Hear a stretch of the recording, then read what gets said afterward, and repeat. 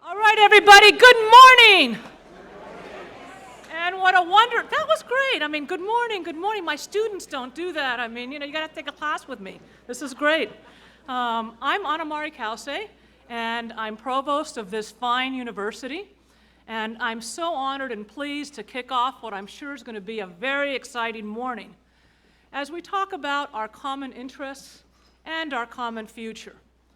Now, this room is chock full of dignitaries, and quite frankly, if I took the time to recognize them all, we'd probably be here till noon. But I particularly want to thank everyone in the audience that's an elected official. We really appreciate the service that you give to our city, our county, our state, or the cities and counties and states that you come from. And very pleased that you're here, because all the work that we have to do together, you folks are at the center of it. I also want to recognize our regents who are here, or our regent who's here, Joanne Harrell. Thank you.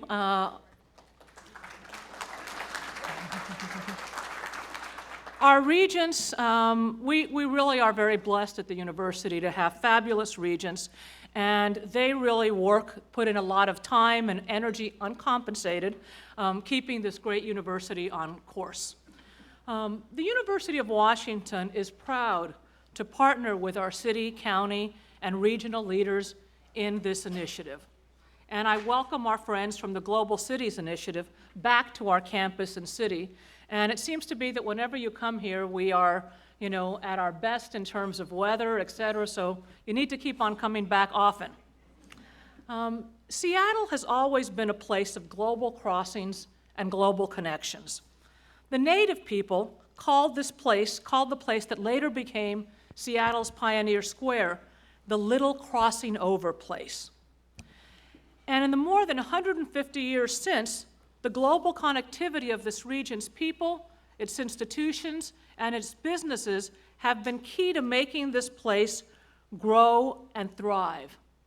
And it's something that I love about Seattle and about this initiative. I've actually spent almost all my life in border towns or frontier towns. Spent the first 20 years of my life in Miami, which many consider the gateway or the border between the Americas. Of course, in my family, we thought that the border to the Americas was a little north of Miami, somewhere around Disney World.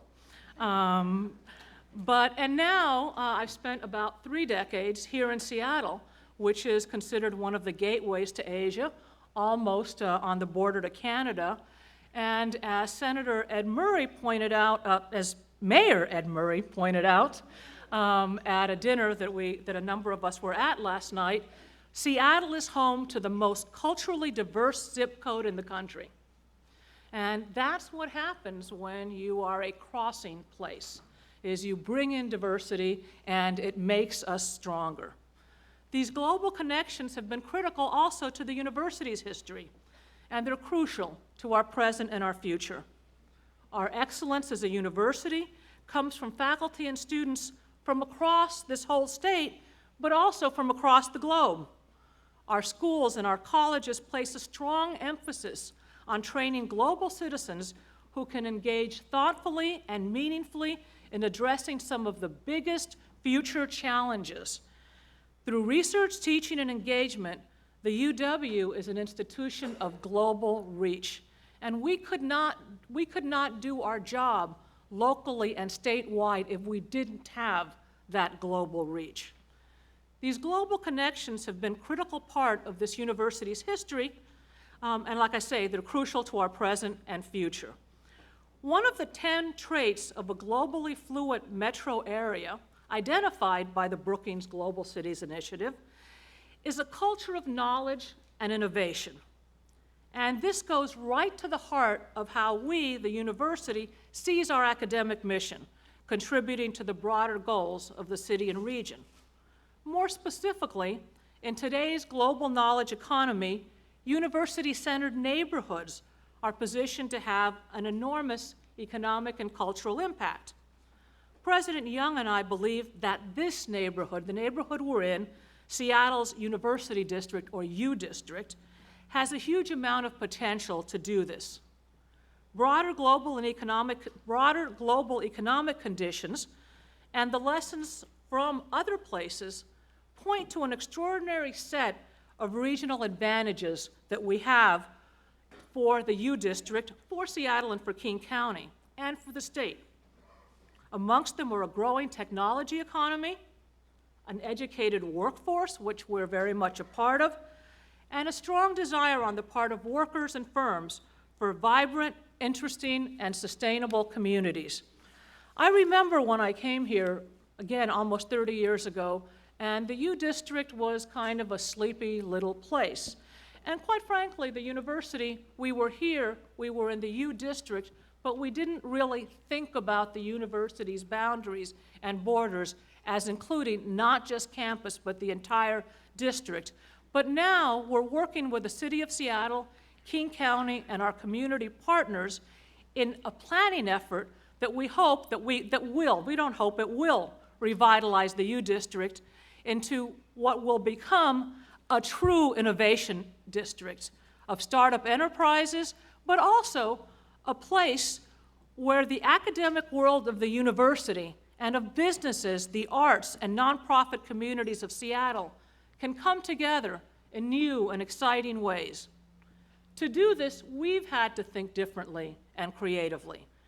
We knew a lot of Seattle technology companies wanted to locate near the university, but there wasn't much good space for startups here. So we're repurposing a floor of our old law school building, which is right in the heart of the U District, to create space for early-stage technology companies and accelerators to rent. Starting this June, our pioneer tenants will move into what we're calling Startup Hall. And that's just one piece of a much bigger neighborhood strategy that's being driven not just by the UW, but by our partners in city and county government, by residents, by small business owners, by cultural organizations, and by social service providers. This really is a true partnership. The U District is a diverse, funky, lively, entrepreneurial neighborhood, but it hasn't had the investment or the attention that it needed. And now, working together, we're going to change that. Today, in our conversations and our forums, we'll highlight ideas and innovations like the ones that are taking place in the U District, and we hope to be learning from each other about how we can work together to make our city, our county, our state, and your cities, your counties and states, because we have leaders from across the country, a better place. So thank you and enjoy the day, and okay, I'm a little biased, but the most beautiful campus in the world. Thank you.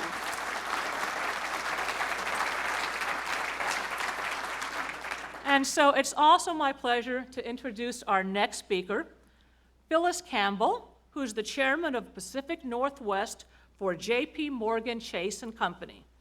She's the firm's senior executive in Washington, Oregon, and Idaho across businesses representing JPMorgan and Chase Company at the most senior level. Previously, Phyllis Campbell served as the president and chief executive officer of the Seattle Foundation, and she was president and chief executive officer of the U.S. Bank of Washington for over 6 years. Under her leadership, the bank doubled in size through customer-focused growth initiatives and acquisitions. Ms. Campbell holds an MBA from our university's Executive MBA program and a BA in Business Administration from Washington State University. Shows you what putting both sides of the state can end up producing.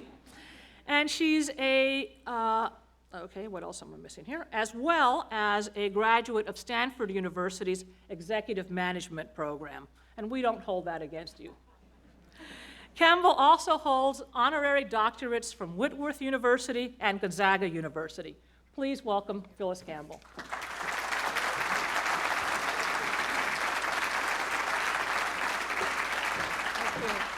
Well, good morning. Thank you so much, Provost Cassé. And I really do want to take this special opportunity to thank the entire team of University of Washington, not just for hosting our wonderful event, but for, as she said this morning, being such a catalytic and really anchor institution for our community. Can we have a round of applause for UW this morning? Thank you very much. Well, welcome to all of you to the Greater Seattle Forum of the Global Cities Initiative. As you know, this is a project of the Brookings Institution and us, JPMorgan Chase. And before I get started, I actually just wanted to have a couple other quick introductions because this really is on behalf of all of our colleagues at JPMorgan Chase. We have from our headquarters here, our top management team to come out and support our Global Cities launch here in this region. Doug Petno, he's the CEO of our commercial bank and is one of Jamie Dimon's operating committee members. So Doug, I think you're over here. Would you stand up and welcome Doug, and happy to have you here this morning. And we have a number of other of our folks from the president of our foundation to the head of our Global Cities Initiative efforts worldwide here, and a number of our local colleagues, too many to mention, but I just want to extend a collective welcome on all of our behalf. I also, as Provost Cassé said, would be remiss in not recognizing all of our city, state and county officials who are elected. I know we have the mayor of Spokane here and a number of other people. So we ask all of the elected officials just to all collectively stand and thank them for their service. Thank you all for being here. Thank you. Well, and thank all of you for taking time out of your busy day to join us here, because I know that many of you have been involved in various areas in really supporting this whole global vision. And so if we think about the vision for today and for today's forum, I really just wanted to put it out there that we as a region want to be known as the most vibrant and globally competitive regions in the world. And I'd really like to give a shout out, because this is really, I guess I would say, an interim event in work that's been ongoing for almost a year now. A shout out to Maud Dadan, who is the CEO of the Seattle Metro Chamber, who really, when we, JPMorgan Chase and I sat down and thought about this, we asked if she would begin to partner on some benchmarking data and really begin the work almost a year ago. And she said, absolutely, yes, let's get going. And the Chamber's leadership conference this last year that many of you attended was really, I think, a launch point for some of this work. I also want to thank the Boston Consulting Group. They also jumped right in and really accelerated the work and said, absolutely, we'll benchmark this region against 8 other globally competitive cities. So we have already some great benchmark data that shows where we are in the world stage. So thanks to those players for sure. So when we talk about, one thing I wanted to just take a moment and talk about is the definition of Greater Seattle. Now this is really a big tent. So I know we talked a lot about, should we call it Puget Sound, should we call it the state of Washington, but I think as you'll hear later from Bruce Katz, this is really about the metro region, but the metro region is a big tent. We have folks here from Kitsap, Pierce, Snohomish. So really, I think we hope to involve as many folks as possible, even across the state, because I think this is an effort that can truly be the catalyst for a statewide resurgence on the global stage. This is a 5-year journey, so we're on our way, but I really think that today is about hearing from Brookings, our partners on this, about how can we really begin to power forward this metro-led growth? And how can we expand on the vision to really help get us there more quickly than some of our so-called competitors on the world stage?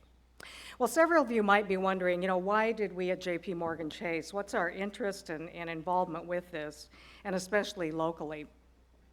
Well, for the past 5 years in our region, in working with our clients and communities, we really have looked for efforts that can power this region forward. It was important to me, and actually I just celebrated my 5-year anniversary with JPMorgan Chase. When I took this job 5 years ago, since as you know, I'm a product of this state, I really wanted to make sure that our region had here a strong, connected, committed bank that was a strong bank that really could bring the resources and really felt the responsibility to help this community move forward.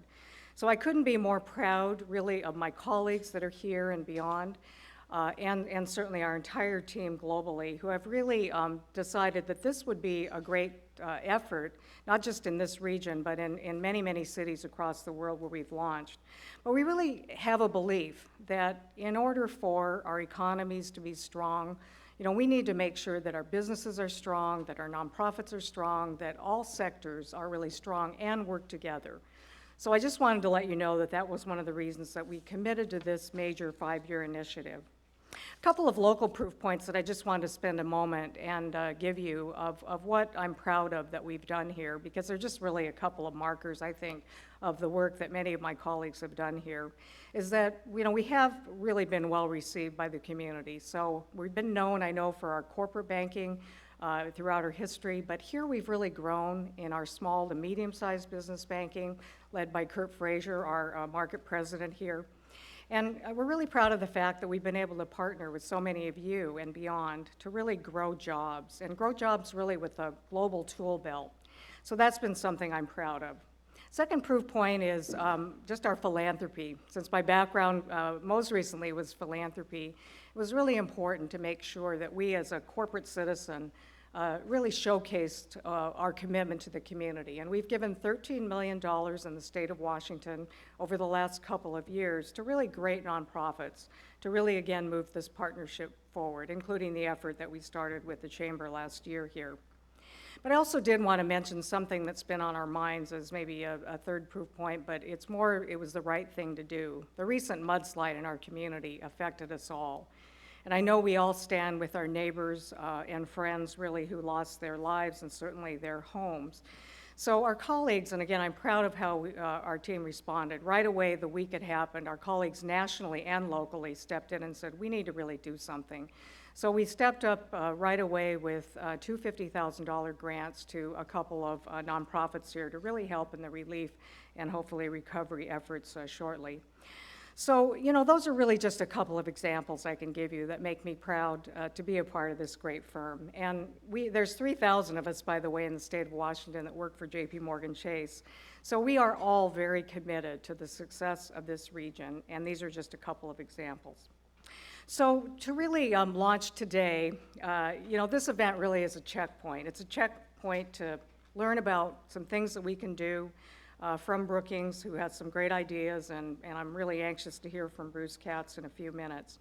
But there will be lots of opportunities to plug all of you into this dialogue. And so I really do look forward to everyone participating as we go forward with your best innovative thinking, the cooperative spirit that we're known for, but I really think moreover, we'll probably want to narrow it down to a focus on a few, but really critical things. And so that will be a great effort over the next several months. So stay tuned. There will be lots of opportunities to get everyone involved, and we're committed to make sure we see this through so that we become that most vibrant region in the world. So now let me introduce an executive in our region who's been a passionate advocate for this global vision. He's been a role model as an elected official for efficiency, for effectiveness in county government, but he also has been a role model, in my view, for partnerships. And that's our King County executive, Dow Constantine.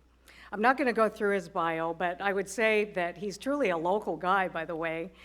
He not only went to West Seattle High School here, but he got both of his degrees right here from the University of Washington.